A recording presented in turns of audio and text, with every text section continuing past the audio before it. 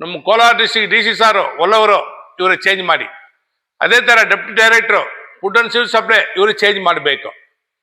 ಇದು ನಮ್ಮ ಕಾನೂನು ರೀತಿಯಲ್ಲಿ ನಾವು ಡೈರೆಕ್ಟ್ ಆಗಿ ಸಾರ್ಗೆ ರಿಕ್ವೆಸ್ಟ್ ಮಾಡ್ತಾ ಇರೋದು.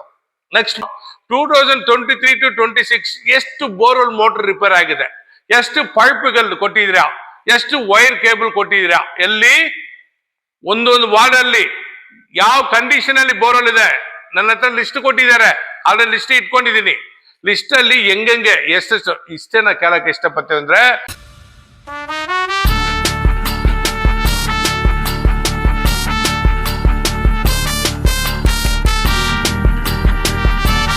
ನಮಸ್ತೆ. ತಂಗವಯ್ಯಲು ಮ್ಯಾಟ್ರಲ್ಲಿ food office matter first point ಮಾತಾಡಕ್ಕೆ ಬಂದಿದ್ದೀನಿ. ಏನಕ್ಕೆ ಫುಡ್ ಆಫೀಸ್ ಮ್ಯಾಟ್ರ್ ಮಾತಾಡಕ್ಕೆ ಬಂದಿದ್ರೆ, ನಮ್ಮ KGF ಅಲ್ಲಿ ತುಂಬಾ ಸೆಲ್ಕಸ್ ಜನ ಇದ್ದಾರೆ, SNS ಇದ್ದಾರೆ, ಸೀನಿಯರ್ ಸಿಟಿಸನ್ಗಳಿದ್ದಾರೆ. ಇಲ್ಲಿ ಒಬ್ರು ಮ್ಯಾನೇಜರ್ ಇದ್ದಾರೆ, ವೆಂಕಟಲಕ್ಷ್ಮಿ ಮ್ಯಾನೇಜರು. ಫಾಸ್ಟ್ 8 years ಒಂದೇ ಜಾಗದಲ್ಲಿ ಕೆಲಸ ಮಾಡ್ತಾರೆ. ಇವತ್ತು ಅಲ್ಲಿ ಕಮಿಷನರ್ ಇಲ್ಲ, ಅವ್ರು ಇನ್ಚಾರ್ಜ್ ಮ್ಯಾನೇಜರ್ ಇದ್ದಾರೆ. ಏನಕ್ಕೆ ಹೇಳಕ್ಕೆ ಇಷ್ಟಪಡ್ತಾರೆ DC ಅವ್ರಿಗೆ, food and civil supply deputy ಡೈರೆಕ್ಟರ್ಗೆ ಏನಕ್ಕೆ ನಾ ಹೇಳಕ್ಕೆ ಇಷ್ಟಪಡ್ತೇನೆ ಅಂದ್ರೆ, ಒಂದು ಮೇಡಮ್ ಇಲ್ಲಿ ಯಾಕೆ ಹಾಕಿದ್ರೆ 8 ವರ್ಷ ಇವರೇ ಕೆಲಸ ಮಾಡ್ತಾರೆ. ಬರುವುದು 11:30 12 o'clock ಬರ್ತಾರೆ. ಯಾವ ವಿಸಿಟ್ ಹೋಗಲ್ಲ, ಯಾವ ಜಾಗದಲ್ಲಿ ವಿಸಿಟ್ ಮಾಡಲ್ಲ, ಓನ್ಲಿ ಆಫೀಸಲ್ಲಿ ಕೂತ್ಕೊಳ್ತಾರೆ. ನಮ್ಮ KGF ಅಲ್ಲಿ ಸೆಲ್ಕಸ್ ಜನ ಹೋಗ್ತಾರೆ ಕಾರ್ಡ್ ಮಾಡಕ್ಕೆ. ಸಪೋಸ್ ಅವ್ರದ್ದು ಕ್ಯಾನ್ಸಲ್ ಆಗಿದೆ ಅಂದ್ರೆ ಅವ್ರು ನೆಗ್ಲೆಕ್ಟ್ ಆಗಿ ಮಾತಾಡ್ತಾರೆ. ನೆಗ್ಲೆಕ್ಟ್ ಆಗಿ ಮಾತಾಡೋದು ಯಾವ ರೀತಿಯಲ್ಲಿ ನ್ಯಾಯ ಅದೇ? ಒಂದು ಆಫೀಸರ್ ಅಂದ್ರೆ ಪರ್ಟಿಕ್ಯುಲರ್ ಆಗಿ ಎಲ್ಲಾ ಕಡೆ ಚೇಂಜ್ ಮಾಡ್ತಾರೆ. DC ಅವರು ಎಲ್ಲಾ ಕಡೆ ಚೇಂಜ್ ಮಾಡ್ತಾರೆ. Food and civil supply deputy director ಒಬ್ಬರು ಮಾತ್ರ ನೀವು ಡೈರೆಕ್ಟ್ ಆಗಿ ಇಲ್ಲೇ ಇಟ್ಟಿದ್ದೀರಿ ಅಂದ್ರೆ ಯಾವ ರೀತಿಯಲ್ಲಿ ನ್ಯಾಯ? ಏನು ಅವ್ರಿಗೆ ಮಾತ್ರ ನೀವು ಸ್ಪೆಷಲ್ ಆಗಿ ಒಂದು ಪ್ರಮೋಷನ್ ಕೊಟ್ಟಿದ್ರೆ ಏನು ಕೊಟ್ಟಿದ್ರೆ 8 ವರ್ಷ ಒಂದೇ ಜಾಗದಲ್ಲಿ ಕೆಲಸ ಮಾಡ್ತಾರೆ.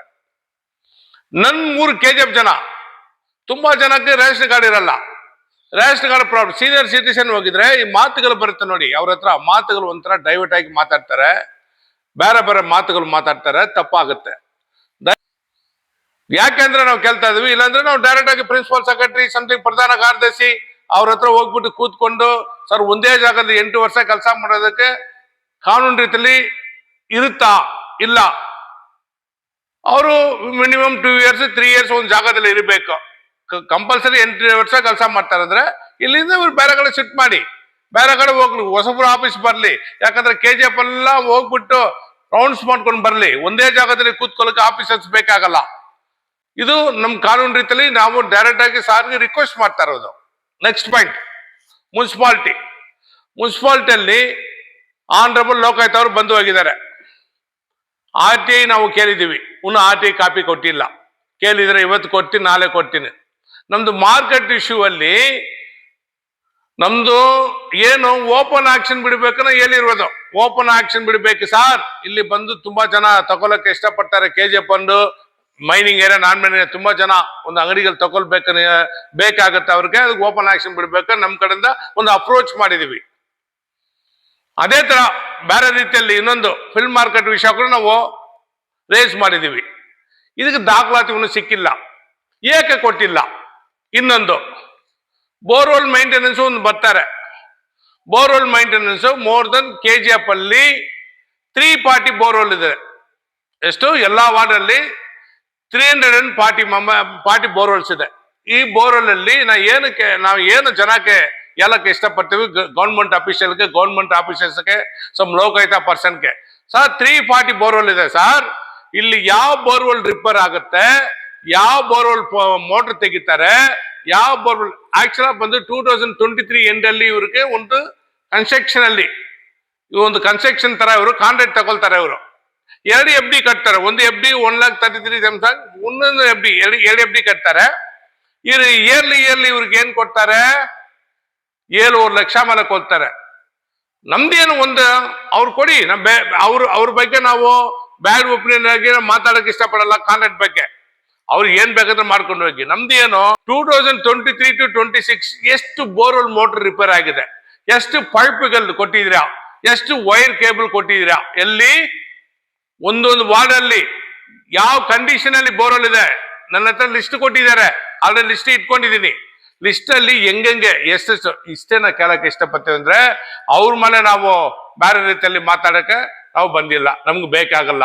ನ್ಯಾಯವಾಗಿ ಒಂದು ಬೋರ್ವೆಲ್ ಮೇಂಟೆನೆನ್ಸ್ ಅಂದ್ರೆ ಮುನ್ಸಿಪಾಲಿಟಿ ಪರ್ಸನ್ ನೀಟಾಗಿ ಎನ್ಕ್ವೈರಿ ಮಾಡಬೇಕು. ಅಲ್ಲಿ ರಿಪೇರ್ ಆಗಿದ್ಯಾ, ಆ ಮೆಟೀರಿಯಲ್ ನಿಮ್ ಕತೆ ರೀಚ್ ಆಗಿದೆ, ನಿಮ್ ಕೈಯಲ್ಲಿ ಸಿಕ್ಕಿದ್ಯಾ, ಆ ಪೈಪ್ ಸಿಕ್ಕಿದ್ಯಾ 2023. ಇಲ್ಲಿ ಏನ್ ಹೇಳ್ತಾರೆ, ಎಲ್ಲ ಒಟ್ಟಿಗೆ ಸೇರ್ಕೊಂಡು ಒಬ್ರಿಗೆ ಸಪೋರ್ಟ್ ಮಾಡ್ತಾ ಇದಾರೆ. ಏನಕ್ಕೆ ಸಪೋರ್ಟ್ ಮಾಡ್ತೀರಾ ನೀವು? ಇದೇ ನಮ್ದು ಕ್ವಶನ್. 3ನೇ ಪಾಯಿಂಟ್, ಗಡ್ಗಾಂನಲ್ಲಿ panchayat survey number 28 Krishna CO ಅವರು ತುಂಬಾ ದಿನ ಆಯ್ತು. ಸರ್ವೆ ನಂಬರ್ 28 ಅಲ್ಲಿ ಯಾವ್ದಾವ್ದು ಪಿ ನಂಬರ್ ಇರೋ ದಾಖಲಾತಿ ಕ್ಯಾನ್ಸಲ್ ಮಾಡ್ಬೇಕನ್ನೋ ನಿಮ್ಗೆ ಲೆಟರ್ ಕಟ್ಟಿ ತುಂಬಾ ದಿನ ಆಗಿದೆ. ಲೆಟರ್ ಕಳಿಸಿ.